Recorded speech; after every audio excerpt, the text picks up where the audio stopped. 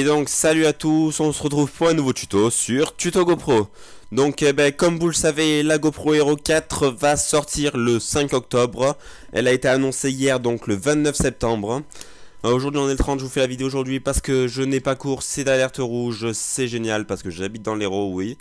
Donc je n'ai pas cours, donc j'en profite pour faire le maximum de vidéos. Donc là c'est reparti pour les vidéos, je peux vous faire le max de vidéos. Donc aujourd'hui je vais vous parler de la GoPro Hero 4 Black, la Hero 4 Silver et la Hero qui est une nouvelle GoPro entrée de gamme. Donc je vais commencer par la GoPro Hero. C'est très simple, elle est à 124 €, elle filme à 1080p par 30 fps et 720p à 60 fps, donc du Full HD à 30 fps et de l'HD à 60 fps. Elle fait des photos à 5 mégapixels, on m'appelle, c'est pas grave. Ensuite, elle est étanche jusqu'à 40 mètres, donc ce qui permet de faire des vidéos sous-marines. Mais bon, c'est une GoPro, elle est étanche, c'est le but. Donc ensuite, c'est pas très compliqué. Ils ont sorti la Hero 4 Silver, qui est pour moi, je pense, la meilleure. Puisqu'il y a un petit écran derrière, c'est la seule GoPro qui a directement un écran intégré, donc pas obligé d'acheter l'écran à 100 € de plus, hein, merci GoPro. Son prix de départ est à 379 €, elle filme en Full HD à 60 fps, en HD à 120 fps, des photos à 12 mégapixels, il me semble que ça a augmenté juste d'un mégapixel il me semble, je suis pas sûr. Hein.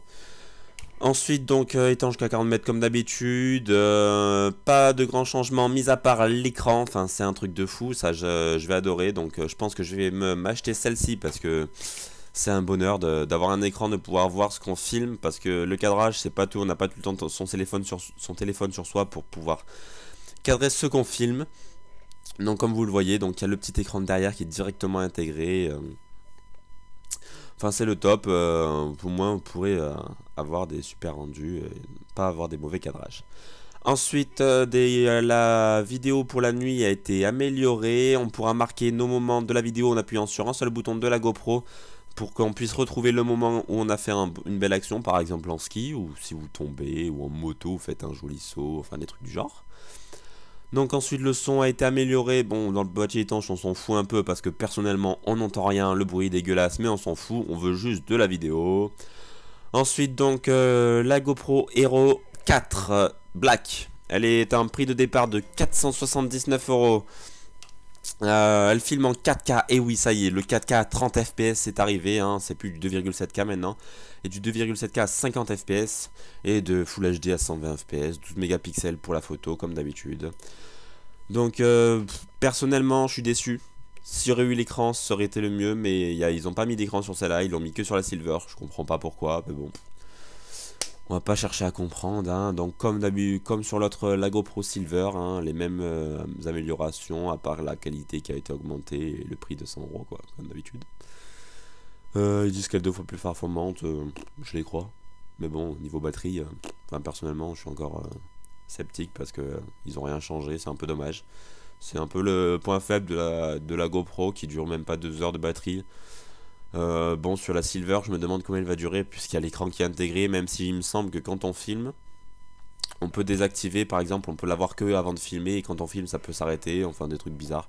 Enfin, on verra quand on l'aura dans les mains parce qu'elle sort le 5 octobre, donc dans 6 jours. Donc, pardon, désolé.